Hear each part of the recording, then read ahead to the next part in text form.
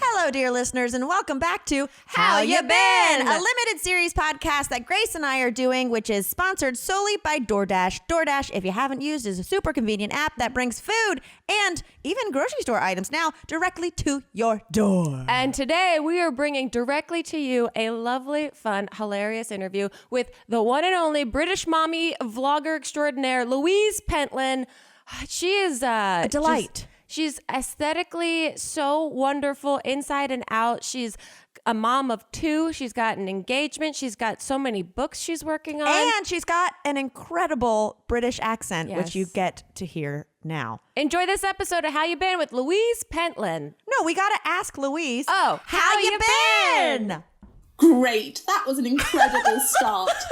We practiced so much. For those that don't have visuals on this, they looked at each other right in the eyes and nodded like 3, 2, 1, like 2 9-year-olds about to do hopscotch together. It was amazing. Yeah, you can just see us as children being like, everyone sit down in the living room. We have a performance. Yes. And we've been working on it for minutes, But literally. enough about us. How you been? How you been? Well, Louise Pentland. It's been a million years. Aside from that global pandemic, Yes. good.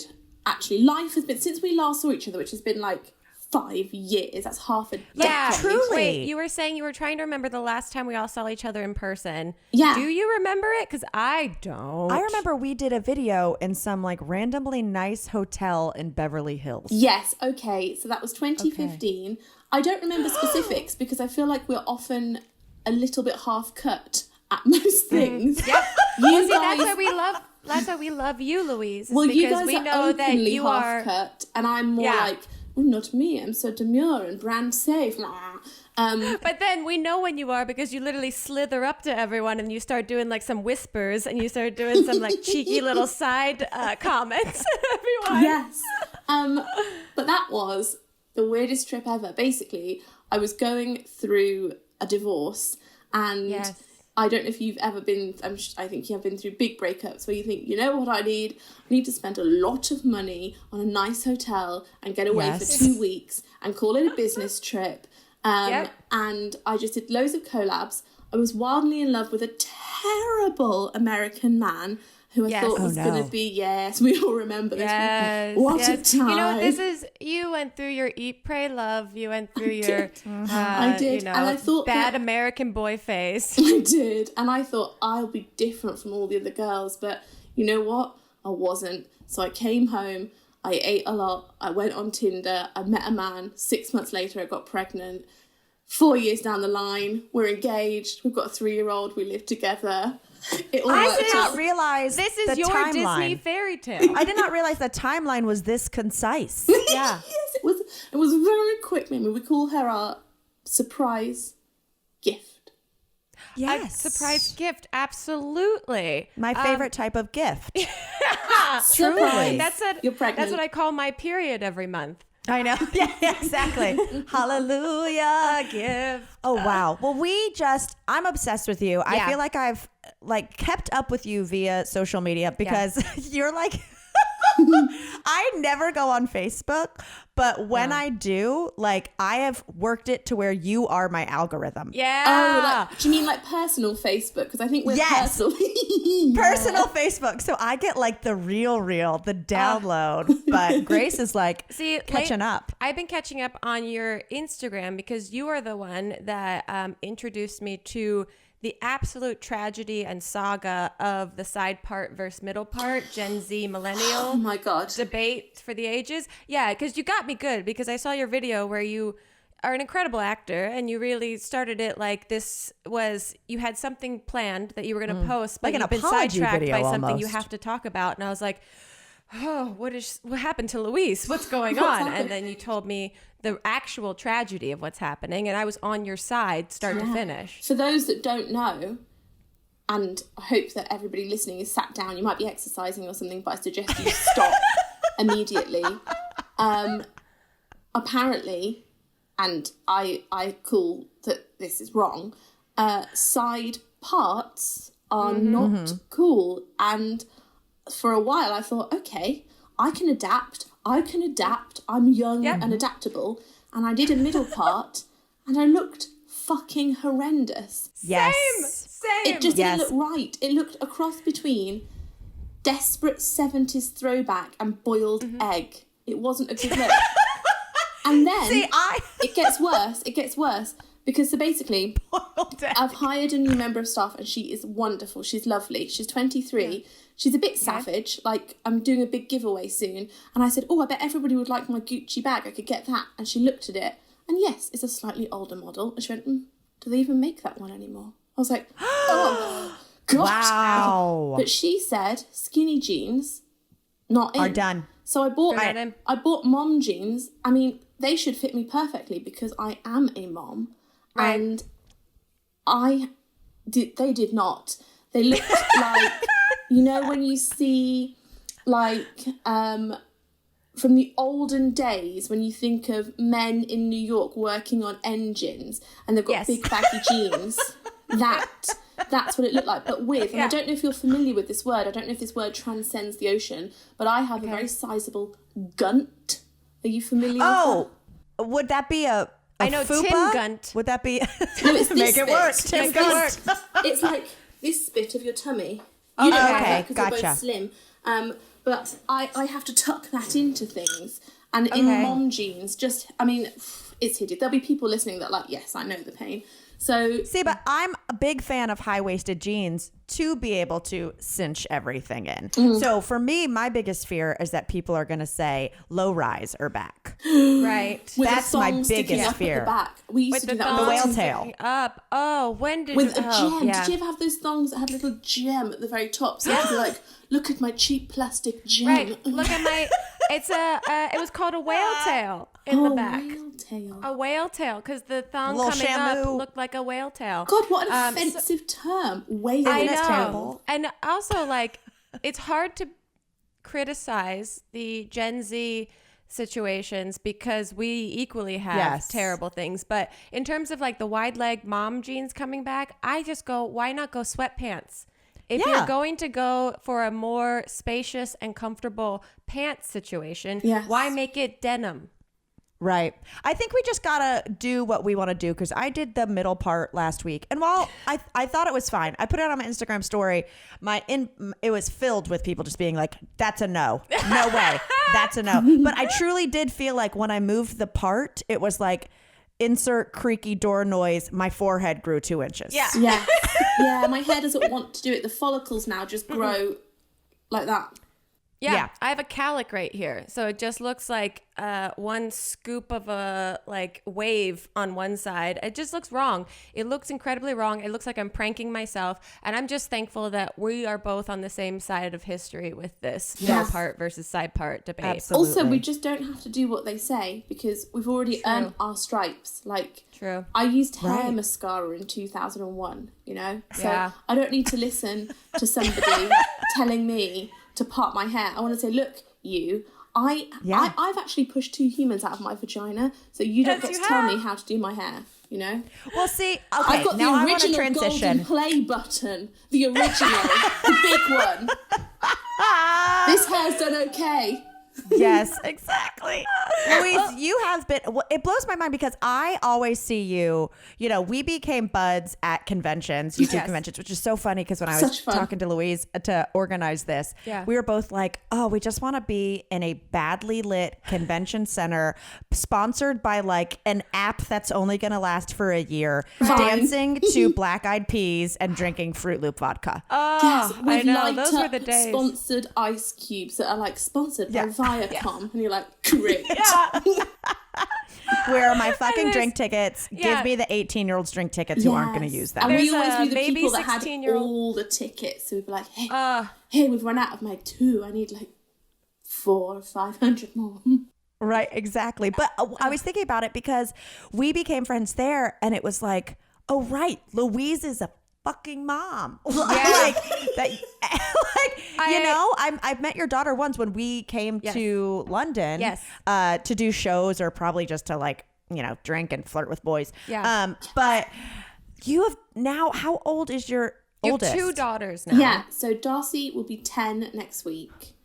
blowing my mind. It's a decade. That's, I know. I can't process that. No. Yeah, and she asks a lot of things now. So the other day, she was like, Mummy, I've been having a think about getting a boyfriend. I was like, okay, that's fine. And she was like, does he need to know? And I was like, does he need to know what? And she was like, that he's my boyfriend. I was like, depends, I guess. I mean, we love consent, but if she's not going to see him, then let Harry Styles be her boyfriend. And I also have a 3-year-old. So a 3-year-old and a 10-year-old. Pearl, right? Pearl, Darcy and Pearl, yeah. Such cute names. I have a question. Darcy's 10 years old. So does she now understand what you do for a living? Does she understand the videos and the photos and the posts and that sort of thing? So this is where I thought it would be my glory years to be like, Mummy's really cool. Check it like out. I started this. I was here at the beginning. But instead, she watches gamers on the big computer. Like, I'm on my laptop, that's a big computer. She watches gamers and she's like, Mummy, she's on YouTube. She's so cool. I'm like, babes, I'm on YouTube. And she's like, yeah, but she's really cool. I'm like, yeah, I was cool once. Maybe not now because of my stupid side parting, but I was there once, okay? Yes, something you did on YouTube cascaded into inspiring some level, whether editing or whatnot. Like, you got to give it up for the OGs. She will understand one day in her like 20s or 30s, and she will put it all together and realize how cool and non-traditional her upbringing was, and how important it was for what's happening on the internet right now. Now, does Darcy understand that when I go into my texts and I look up a GIF for eye roll, that is her. she is the number one eye roll? Yes, she's in her car seat and she is just over it and so cute. And I was like, is that because I use it so much, or truly I feel like it is an iconic eye roll? Wow. It is. No, she doesn't know. She's not even seen it. I don't really tell her too much about this. Like, Darcy doesn't know that she's well known. Darcy doesn't, she's so shielded from that. And a part of me wants to like blow her mind and be like, do you know how cool this is? But also, I don't think that does anyone any good to have like that much knowledge of something. It's like the Matrix. That like when Keanu Reeves finds out about when the he swallows multidimensional the universe. Yeah. Yeah, so exactly. Currently, she's just like a normal child. Sometimes she asks things where she's like worked something out, but sorry, Liam's in the kitchen just doing kitchen things loudly. Don't worry. I'm fine with that. Oh, trust me, I get it. We're getting a little glimpse into what your entire lockdown has been like, just in like 30-second chunks. Yes. But no, she doesn't really know. Sometimes she'll this is what she does sometimes.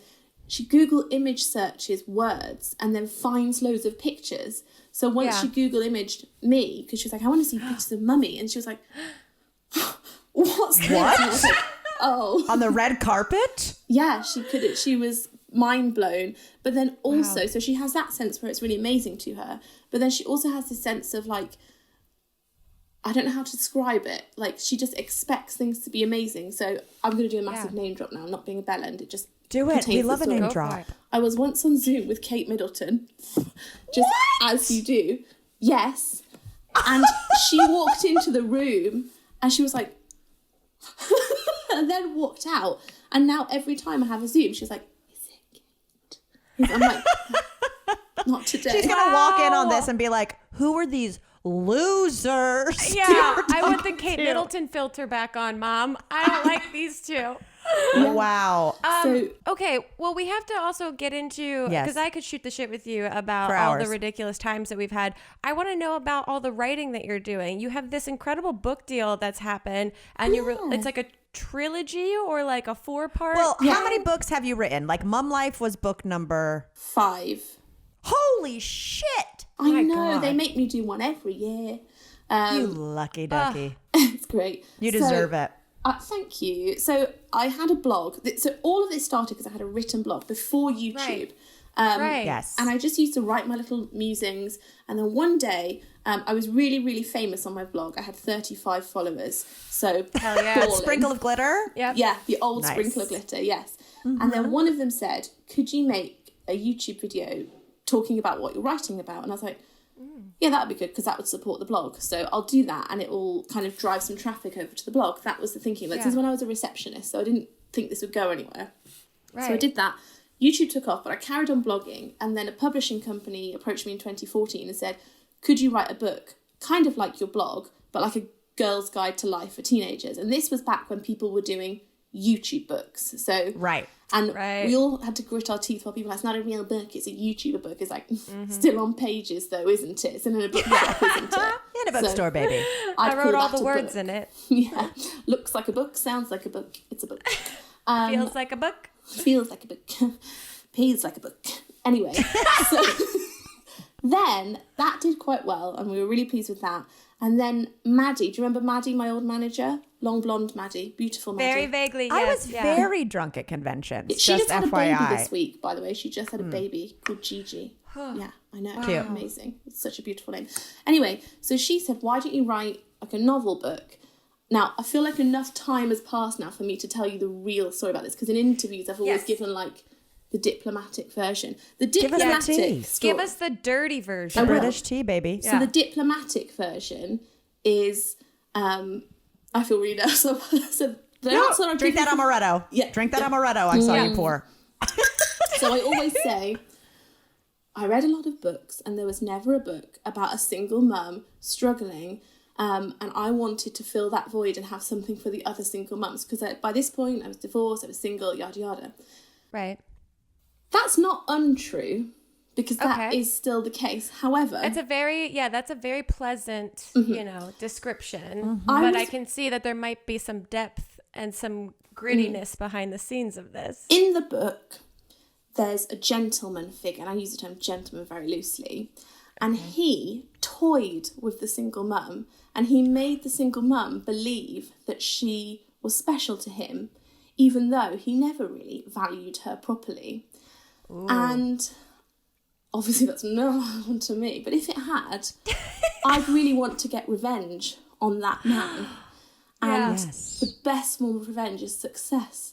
So I wrote a Times #1 selling book and then sent it to him to say thank you for all the inspiration. And then it just came out of sheer spite. But then it turned into a trilogy. And incredible. Well. And then now, after that, they said, will you write another one? And not about Robin Wilde, which was the heroine of this trilogy, like another non-fiction. Another fiction. And I just didn't really have another idea at that point. So I was like, you know what, I could talk about motherhood a lot. Yeah. And then I thought maybe motherhood's actually a bit, not that motherhood's boring, but like it's not enough of a book. So I ended up talking about all the mothers of my life. And I don't know if you've read that book at all, but my mum died when I was 7, and then there was a woman in my life that was horribly abusive, and I'd never really talked about that, so that was like very therapeutic to write it all out. So that book, you can kind of see in the background there, the yellow spines there. All the profits of that book go to the NSPCC, which in the UK is a charity to support children in times of crisis. So if they're being bullied or abused, or they've run away, or they need to talk to a qualified counsellor. So that's where we have books. And I'm just writing another one now. And we were going to publish it this year, but because of the pandemic, we've pushed it back a year. So this will be the only year that I don't publish a book. But it's written. It's the first draft is written. Your publisher isn't listening. Okay, got it. Yeah, no, it's really written. No, I know the old it's making great. What's your word count? Great progress. But what's the word count? I don't know.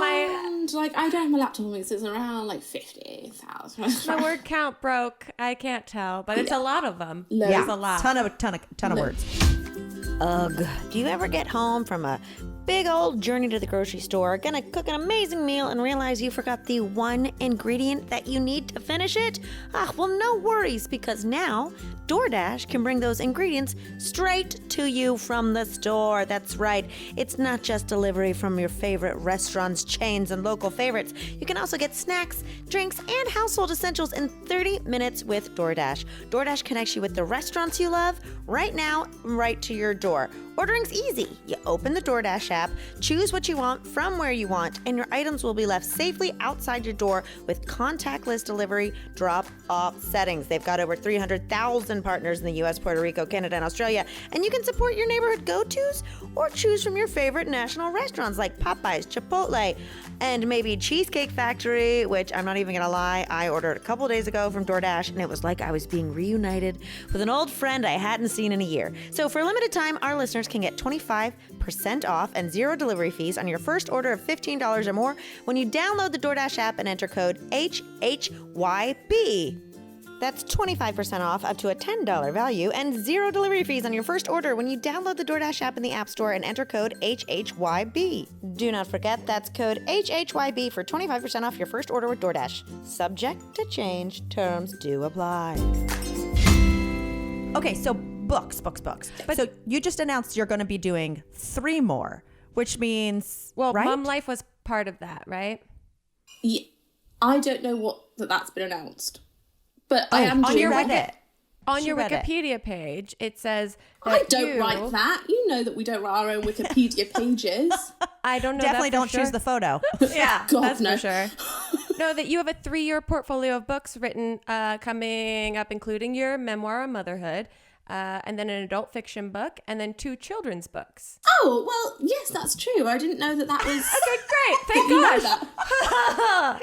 Yeah, Well, that's okay. true. I have a question for you, because I think one of the things that you do so well that is so just like enjoyable and intoxicating about hang on you by the is skin of my teeth. I won't leave.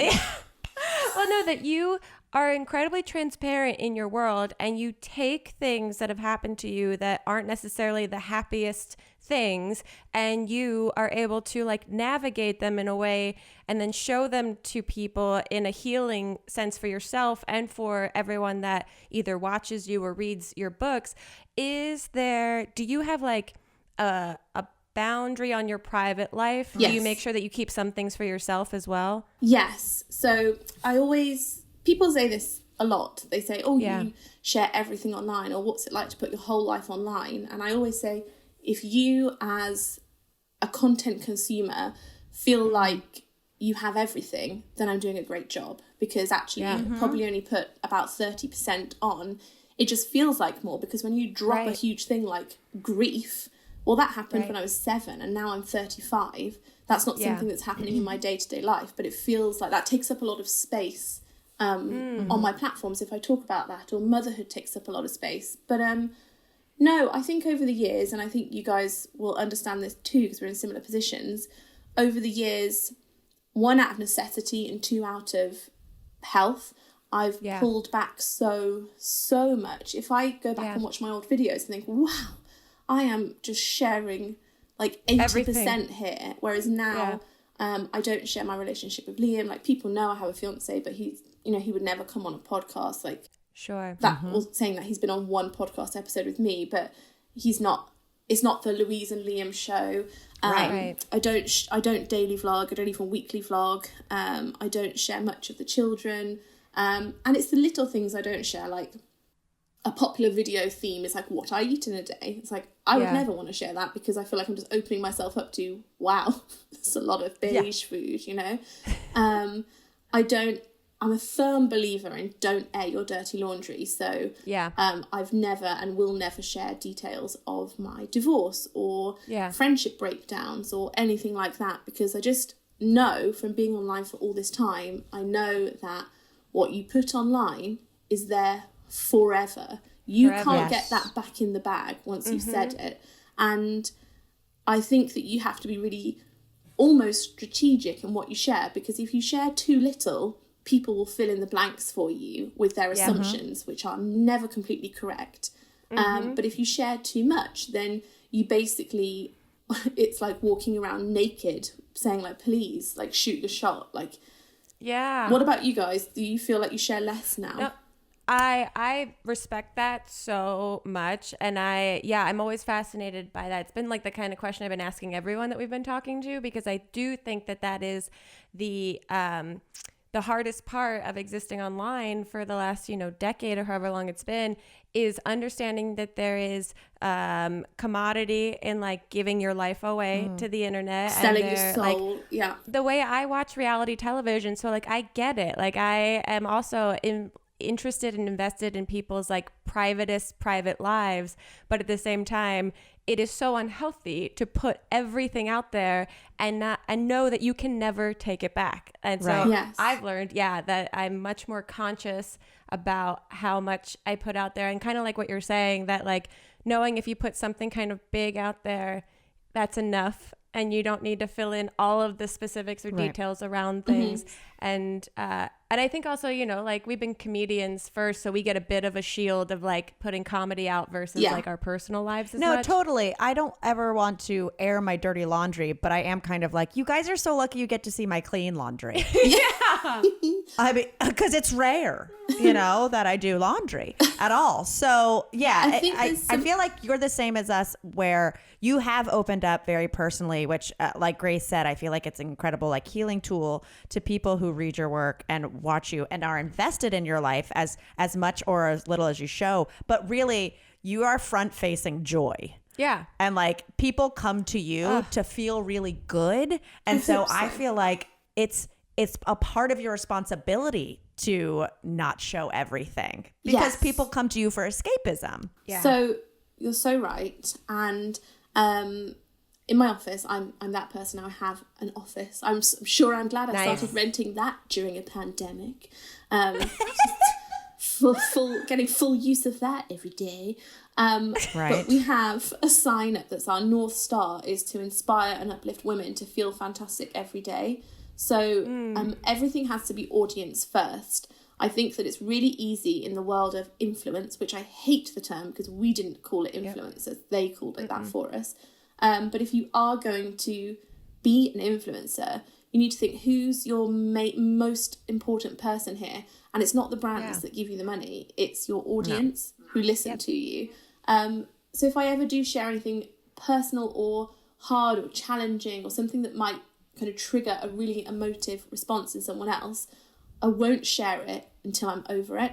So until you've processed it. Yes, exactly. Because you can see, I get very anxious when I see people post things online that they're clearly in the middle of and they haven't gotten to the other side of. It's too risky to me for their mental health. For like, I don't want to be, I don't know. I just respect people's privacy of like handling very tricky and complex emotional situations.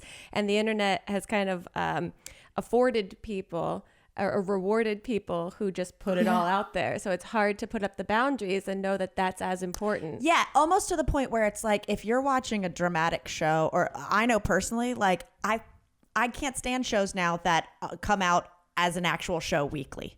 So I don't want to like see this is like really dramatic that's happening, and then like no more Instagram story, and you're like, to be continued?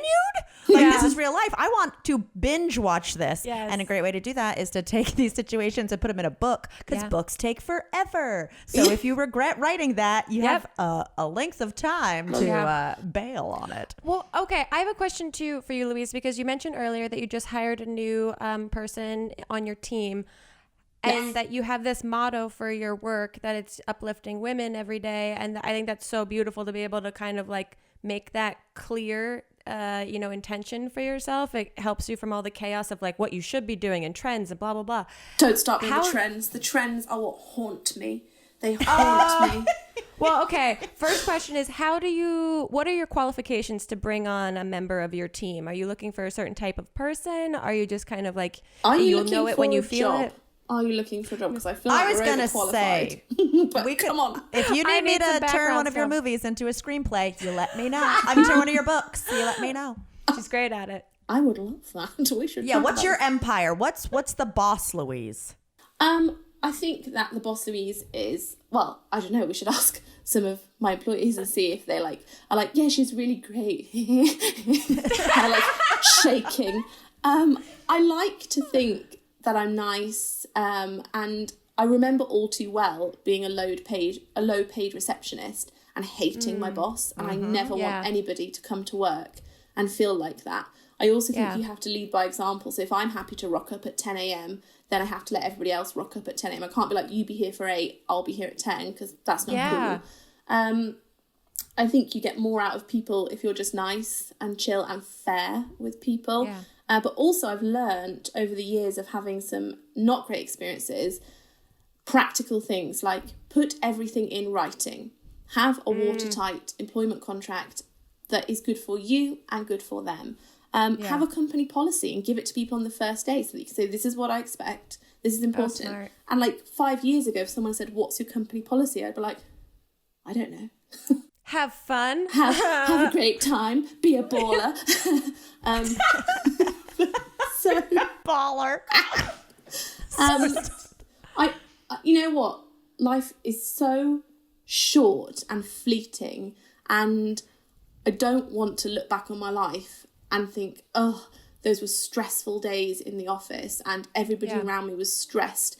Like, people were working so hard and they were so stressed just to make some more money. I think, you know, all you ever need in life is enough, and I have more than enough. So if a job is horrible, or clients are not treating us properly, or people are getting so worked up, then I'll just pull it and be like, let's just, you know, let's not give ourselves like aneurysms over this, because it's just not worth it. So I hope that people like working with me, but I am incredibly arrogant and self-centered, so I assume they do naturally, but they might absolutely detest me. Sometimes when I ring Megan, who's my manager, she goes, oh, here she is. And I'm like, yeah, hello. Hello to you too. So I don't know. Louise, this was just the starting podcast. This podcast is actually an expose on how you are as an employer, the Pentland profile. Yeah. Give Maisie a call, like, is she okay? Do you like her? Exactly. Sometimes I put croissants on people's desks. See, I feel like a baked good goes right into the heart. Truly. It's the little things. Yeah. Speaking of little things, how's your Polly Pocket collection going? Yes. I mean, this is the hard-hitting question that we were building up to. Oh my God. Okay. So, right. I feel like you almost went and grabbed some of it. I did. I was like, are they here? Are they here? I loved Polly Pocket when I was little. Yes. Loved it. Yes. Okay. So, right. The veins back. So, Polly Pockets are the most fucking wonderful toy you'll ever have in your life. And when I was little, I had loads. And then, as you'll read in Mum Life, horribly abused. This woman threw away all my Polly Pockets. Like, it's bad enough that she did terrible, terrible things, but she threw away my Polly Pockets. At the time, it wasn't an issue because I was just trying to, like, survive. But now, one day last year, I was like, she threw away my Polly Pockets. And then, do you know what I thought? I thought, that's okay. I've made a lot of money. Can buy myself some more fucking Polly Pockets. Hell yeah. Yes. So I went on eBay. I found them all. Bought them all. And now I display them in a drawer. And every now and again, I'll open the drawer and just be like, there they are. Breathe them in. and then I put it on Instagram that I was buying the Polly Pockets. Also, it was lockdown 1. I don't know if you've had lockdowns the same as us over there, but it was lockdown 1. Like, things were worrying. I was making big choices. Like, I bought 40 white chocolate Easter bunnies in one go. I bought the Polly Pockets. Yeah. Like, this year, this third lockdown, I've been a lot calmer. I've not done things like that. Yeah, third time's a charm. Yeah, third time's a charm. But then I put on Instagram that I was, like, seeking out vintage, specifically 1989 to 1994 Polly Pockets. Right. And then people would message, like, I have loads. I don't want them. Do you want them? I was like, yes. Uh-oh. You gotta follow what brings you joy. I mean, this is coming from someone who has the entire mock Pee-wee's Playhouse and every character. And an Alf phone. And an Alf phone. Like, if it brings you smiles, who cares if we're a grown adult? Life is short. Life is so short. I love the vintage of it too, because now I'm like, oh no, is Polly now like, does she have big boobs or something? Like, what if they bastardize Polly into these days? I'll tell you, because initially I poo-pooed new Polly. And I thought, no, I'm not going to buy new Polly. But then I realised I have little girls. And when they're 35, what are they going to wish I'd kept in the attic all these years? So I've started collecting modern Polly Pockets as well. Ooh, the best thing about having little girls, people say when you have little girls, they say, you know, they're not dolls for you just to dress up and play with. And to that I would say incorrect. Because they like being dressed up and playing with toys. Yes. So, yeah, now I make it my mission. Every shop I go in, I'm like, do they have Polly Pockets? Well, it's like a perfect little metaphor for the last year. We've all been stuck inside our little worlds. Yes. I had not you can thought open of them it up like and play that. with them. But I that's also love that you keep them in a secret drawer that you just open and look sniff. at quietly. yeah, because I don't want my children to touch those, and Pearl likes to, so she has to have supervised visits with the vintage Polly Pockets. That's amazing. I mean, they are small parts. You could definitely lodge that a whole Polly in your throat. No, I'm not worried about the choking hazard. I'm worried that she might break them. Got it. Okay, That's I the love bigger it. hazard. Darcy doesn't. Oh, sorry, I'm over talking. But Darcy doesn't care about the please. Polly Pockets. Darcy only has eyes for my handbags. And I have 2 Gucci handbags, just the 2, which I think is a moderate amount. And one day she got into bed with me one evening, had a cuddle. I thought, this is nice. And she went, Mummy, when you die, do I get the Gucci's? And I said, well... She's me. I said, well, one will go to your sister and one will go to you. And she went, give them both to me and give her the Pollys. Give her the Pollies. Wow. I mean, you're raising a little businesswoman. She's Truly. negotiating with you like a shark on Shark Tank before, she's even a teenager She's now. a legend in her own right. Everyone listening to this, pull up whatever GIF app you use and put an eye roll, and the little peanut who eyes just go full 180 back into her head as she bops into her car seat is this legend we speak of. We're going to have to leave in a second, Louise, but I wanted to end with this question. No, we can carry on talking after this, though, yes? Or do you have to go? I want to do a whole drunk Zoom with you. I know. Truly. Fear it. For real. Yeah. But here's my question, because you are, as I call, a Diz head, a Disney head, and you love going to Disney World. You got engaged at Disney World. Hey. So I want to know, Louise, if you were a Disney character, Cinderella. which one would you be? Cinderella. Okay. Wow. Cinderella. Okay. Can I ask you then, on the flip side of that, is there a Disney character that bothers you? Yes. I don't want to slate her, though, because... You don't have to name names. I just need to know that there is a little bit of that world. Well, I am that going to you... name names because I'm an overachiever. I can't help it. Okay. Obviously, it's not the Disney way to slate any princess because they're all beautiful souls. Of But course. one of my favourite films when I was little was Beauty and the Beast because, all the stuff comes alive. That's cool. And then the other night I was like, Pearly, let's have a special time and watch this together. And first of all, if you watch that original movie again, look at Belle's lips. They are weird. Like, they start off normal, then they're huge, filler lips, then they're normal again, then they're, moving around her face again. But also, the premise of the film, weird, isn't it? Like, she saves her father, and then rather than, trying to get back to her family, she stays with the Beast, even though she could run away. She might get eaten by wolves, but she could try. And then falls in love with, a giant dog, Yeah. she falls in love with her captor. Yeah. her captor, who's also an animal, not even human. There's problems. a lot of bestiality. Let's call a spade. Lumiere is a predator. Is he? He's a candle. I feel like he's a bit heavy-handed with the that duster. dust bunny lady. I feel like she's walking around like, oh, look at me. She's not saying no, is she? Okay, I gotta go back and rewatch. I think I didn't like it because all of the household objects just seemed a little too horny for me. Yeah, and whenever you Wouldn't think you the be, household though, object, if for 30 years you'd not been able to touch anyone? Wouldn't you be? I should watch this again. I guess should that's too. the takeaway. But sometimes I just want to sit on an ottoman and it not bark. You know, I want to Don't we all? relax. Yeah. Okay, we'll go back and watch it, but we do appreciate Belle's literacy. Yes. Yeah, As I people wonder who if write she'd buy my books.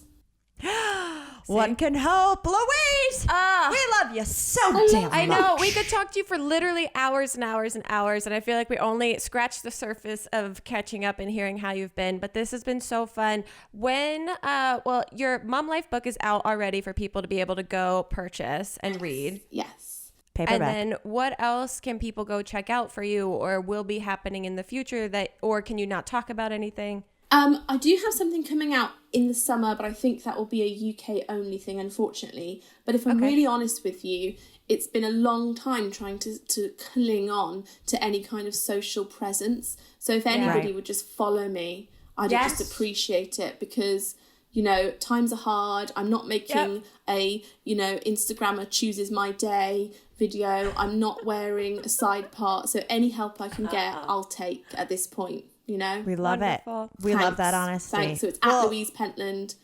hashtag a bit desperate now. Thank you. Thanks, Louise. Thank Thanks you, for talking Louise. to us. Thanks for having me. I love you.